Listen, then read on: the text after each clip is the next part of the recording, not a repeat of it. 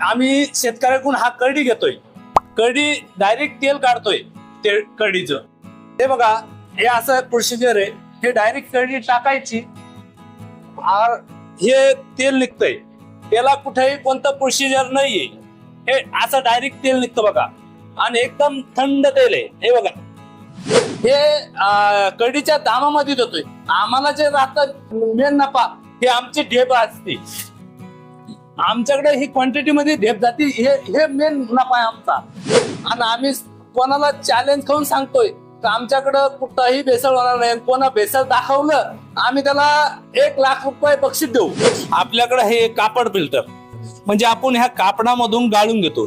हे एक जाड कापड आहे, त्याच्यातला थोडा पतला कापड आहे. कसं तेल आता एकदम फास्ट आहे. कमी कर रे, कमी कर, कमी कर.